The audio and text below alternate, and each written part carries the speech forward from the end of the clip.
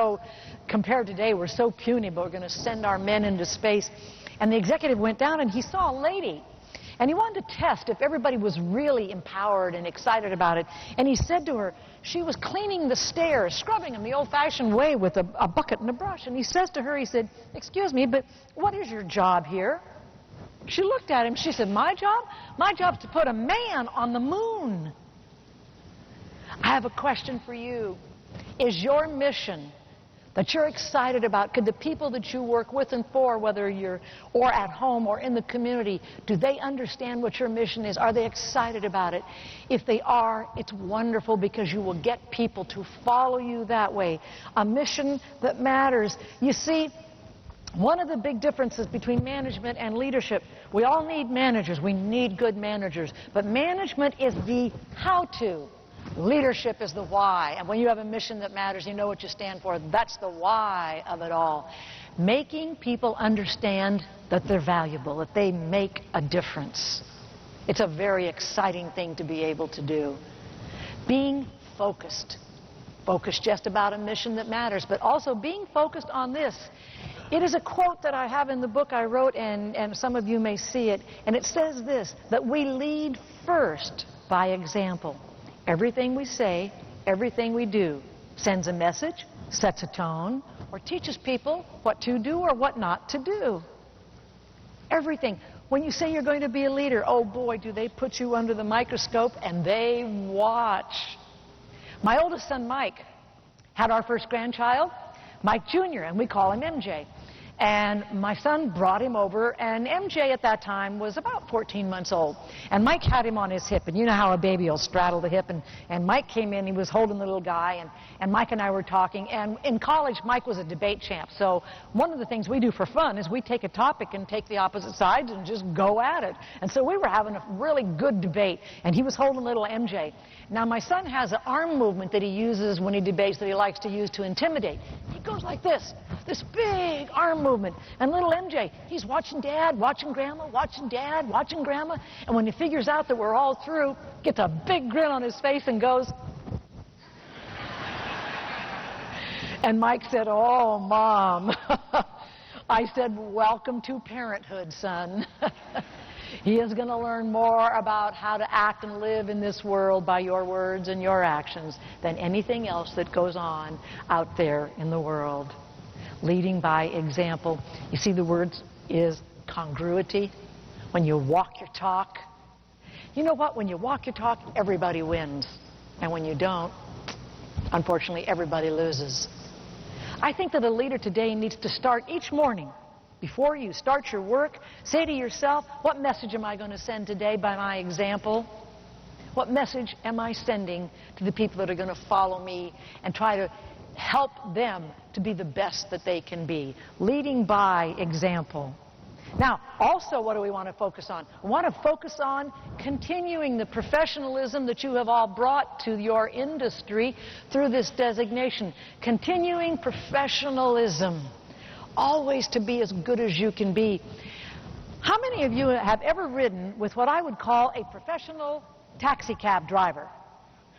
Have you? I'll tell you, in my city where I live, San Francisco, everything is built up. As you probably know, there's no real estate. Nothing is built out. It's built up. And our front door is 56 steps from the street. Now, the bad news is, when I call a taxi cab driver to take me out to the airport to go off and speak or whatever, they drive up, they see those steps, they're not coming up those 56 steps. They pull up in the driveway downstairs and they just honk the horn. And I have to drag my bags down. I got up early one morning, I was going across the country, early flight. I called and they said, well, cab will be there in a few minutes. Wasn't just a few minutes, it was instantaneous. Bam, the front doorbell rang, and I said to Bill, I said, honey, who could be here so fast? For heaven's sakes, it's so early. And I went to the top of those 56 steps. I opened the front door. There was a man standing there. I was shocked to see anybody. And let me tell you what he looked like. Gentlemen, do you remember when there was a time that you used to like to wear what we called polyester leisure suits? Green. Big, fat, wide tie, too short, couldn't tuck in his trousers. A little Irish cap on his head and a smile from ear to ear. And he says, "Good morning. I'm here to take you to the airport." I said, "You're my cab driver." He said, "I am indeed. Do you have any bags this morning?" I said, "Yes." And I gave it to him, and he went down. Now, I got ready very quickly. I followed him down. I went down, and there was the cleanest cab you have ever seen. You could have eaten off of the trunk or the hood. He saw me coming. He rushes over. He opens the back door. I get in. He closes the door, and on the back seat next to me were 3 morning newspapers nicely lined up for me to read. And I thought, wow, this is really nice. He gets in the front, closes the door, puts his arm over the back seat, and with a big smile on his face, he said, "You know, it's so nice to have you with me this morning." I was so shocked, I almost said, "It's nice to be had." He said, "Shall we go now?" I said, "That'd be real nice." We're driving down the highway. He said, "Would you like to have a cup of coffee this morning?" I said, "I can't stop. I have a plane to make." He says, "Oh, no, you don't understand." He goes into the glove compartment. He comes out with 2 styrofoam cups. He takes one, he gives me one, and up off of the front seat, he's got a thermos of hot coffee. Now, I want to tell you, I don't like coffee. But my mother gave me good manners. If he's pouring, I'm drinking. He drops me off at the airport. That's a Tuesday. I'm out around the country doing my speeches during the week. On Friday, I'm not even back yet. He calls my office and he says to my assistant, Linda, he said, now, introduces himself, tells her his name is Frank, and he said, now let me say, next week, what airline is she taking? What time? If she has extra bags or boxes, not to worry. He said, I will be there to pick her up. Or if I'm off duty, I will make sure that somebody else is there. Not to worry. He said, I am now in charge of transportation. Linda said, excuse me?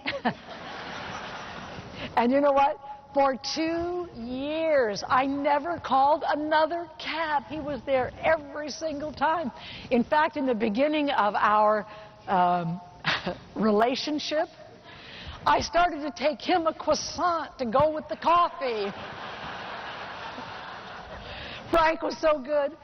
I got in the cab with him one morning. We've been riding together for about 6 months. And I said, Frank, you are so good. You have taken cab driving to the highest level of professionalism. What is your secret?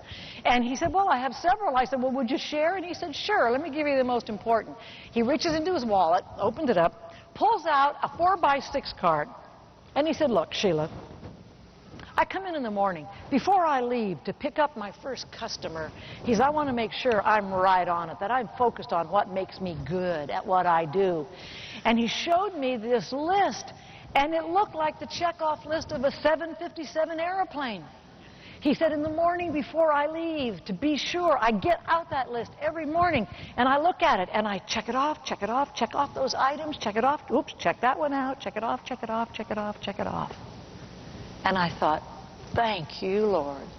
This is such an incredible example. Frank, you talk about accountability, responsibility. He was absolutely a pro. You know, and what was best of all about Frank? Frank was CEO of Frank. And wouldn't we all like to be CEO of us? You see, that's the key, building that professionalism. I call it lifelong learning. Continuous learning. You see, once you get a wonderful designation like you have, it's just the beginning. It's the place where now you get to shine. You've gone through all the hard work. Now you get to show your professionalism. But there's one thing I've learned over the last 35, 40 years, is that school's never out for the leader. Never a time when we can stop learning. There's a wonderful expression that says, the person who won't read isn't any better off than the person who can't read. It's the key. Reading is the key, so we learn and we grow. And now it's so wonderful. We have cassettes on tape and all sorts of ways to read and get the information that we need. But I challenge you for this. I challenge you to have your own written personal development study plan. What are you going to do now? What are you going to do next week, next month, next year? You see, there's no time to stop growing, and it feels good when you reach a goal, as you have and as I have. But the challenge to both of us is to say, what am I going to do now? My lifelong learning. I have 2 French granddaughters. They live in Paris. One of my sons moved to France, married a French woman. My 2 French granddaughters, up until now, hugs and kisses on the telephone have worked. A little French, a little English, you know, little kisses back and forth. That was fine. But I now have 2 very gorgeous, beautiful, fall-down, gorgeous French coquette granddaughters. And Grandma needs to learn to speak French, because they are coming to stay with us. And one of my goals now is to be really fluent in French, particularly teenage fluent. That's a different kind of language. That's one of my goals. And you have 3 things. Big challenge for you, and I know it, is you've got to continually build your business skills, your people skills, and your technical skills at exactly the same time. That's a big order. I saw a wonderful cartoon in Computer Magazine. I love to look at these technical magazines and try to learn. Cute cartoon. There was a computer, person standing next to it, and over the computer were the words, the bubble, and it said, I can be upgraded, can you? We have to constantly upgrade ourselves. So you see, focusing on professionalism and lifelong learning, that's very, very important for our own personal feelings that we really can make a difference, and to the example that we set to others. Now, I promised you earlier that I would share a little bit more with you about customer service and customer focus. Do you remember that I said management is about how, and we have to be very good at the how? Leadership is the why, to empower and excite people. Customer focus and customer service is very close to the same thing. Customer service is the how, knowing how to do it. But customer focus, which is a very big difference, is why we do what we do. Bill and I went downtown San Francisco to do some shopping. And we were going into a department store. And I said to him, sweetheart, why are we going in here when the world-famous retailer, Nordstrom's, you know, Nordy's, Nordstrom's, it's just 2 doors down. We could go buy it there. And he said, well, honey, because they don't have what I want. We have to go here. I said, yeah, but the legend is that Nordstrom's will come over here, buy the item, and sell it to us through their store. And he says, oh, I don't really want to go to that much trouble. And I said, okay, fine. So we went into the store. And Bill got what he wanted. Lady put it in the bag. He signed the credit card slip, put the slip in the bag, closed it up, gave it to Bill, and we started to walk away. And as we walked away, the lady that sold it to us, it was very embarrassing because she yelled out loud. She said, hey, you two, come back here. And gosh, we were embarrassed. We ran over very quickly, and Bill said, yes, what is it? She said, give me that bag. So he gave her the bag. She goes in, she reaches in, pulls out the sales receipt, slaps it down on the counter, and writes across it, thank you. And handed it back. And then she said, we have to do that now that Nordstrom's is in town.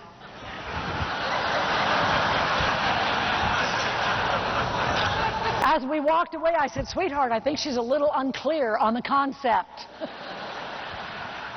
Whoa. Somebody told her how, but boy, somebody sure didn't tell her why. Not too long after that, the extreme opposite example. Bill and I went off to visit a client. Now, if you know anything about the San Francisco Bay Area, it's like a jelly bean. But with traffic being what it is, you can take 2 hours just to get around the bay.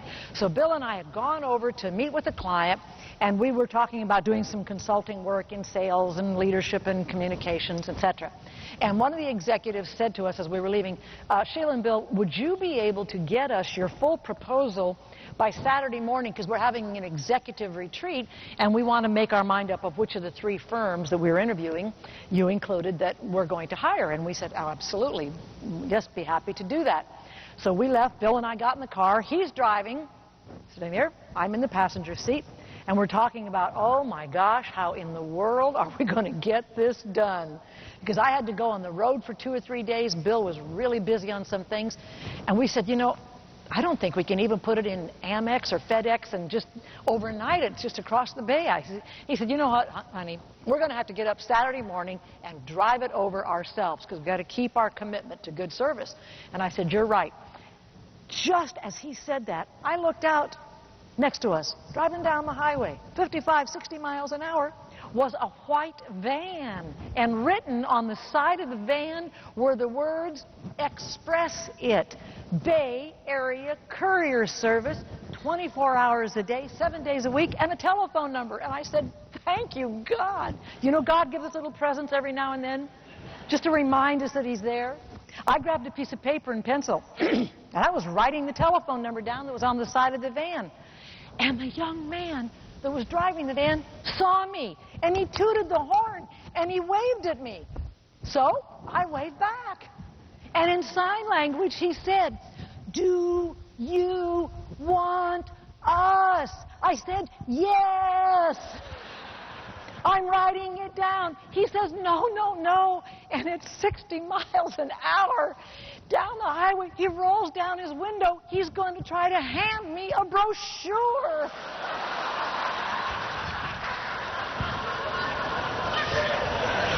Guess who the dummy is? It's going to go over and roll her window down. Bill said, "Sheila, don't do that. This is way too dangerous." So I signaled. I said to him, "No, no, no. It's okay. I will call you." He said, "Okay," toots his horn, off he goes. And as he drove away, I saw on the back an ID number, and I wrote that down. We went back to the office, signed up for their service, and I said to the lady who answered the phone, I said, "If I give you the telephone number of, the ID number of one of your vans, could you tell me who was driving?" She said, "Sure." So I gave her the number. She told me. And I said, "Let me tell you something. You got to give that kid a raise." He really understands what customer service and customer focus is. But I want to tell you something. I did not say where I met him. I wanted to get him a raise, not get him fired. You see, the key that I found out, and it was so funny because both of those experiences were so close together. Let me give you what I have, in my opinion, is the bottom line of customer service and customer focus. It's one question, and it permeates everything that I do, permeates everything you do, with every person you deal with, every interaction, and it is a sentence, and it's a question to answer to stay on top of it. It goes like this: how do I make it easy to do business with me? We all want people to make it easy to do business with. So we need to, as leaders in your industry, hopefully in my industry, that we make it easy for people to deal with us.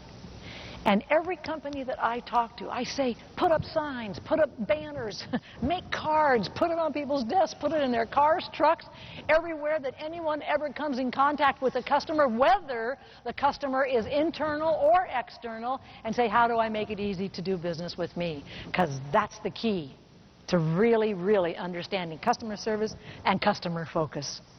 By the way, I want to tell you what I decided to do when I retire from this speaking business. I'm going to apply to work at Walmart. I want to be a Walmart greeter. Wouldn't that be a great job? 4 hours a day, you get to stand there and hug cute little babies and shake people's hands and welcome them and give them as much help as possible. What a great way to live. Focus. We want to be sure we focus on a mission, on our example, on being professional, on lifelong learning, and customer service and customer focus. Now, what's the third F? The third F is the word called fostering. Fostering. What do I mean by that? I mean that we need to foster several things. One, we did it earlier. Marcia talked about it. We need to foster an environment wherever we operate that people network. We need to help others come together, bring our ideas, the excitement, the enthusiasm, come together to learn. And a leader must be very aware of how he or she is fostering a networking environment. Because that's going to be the key, not just for us, but for everybody else. So first of all, network. Get rid of unnecessary paperwork and processes that really don't need to be there. Take a hard look at them and say, how can we cut out that and get people networking? Now, what else do we want to foster? Well, I call it being a cheerleader, fostering other people's confidence and self-esteem. And we want to do that, to be a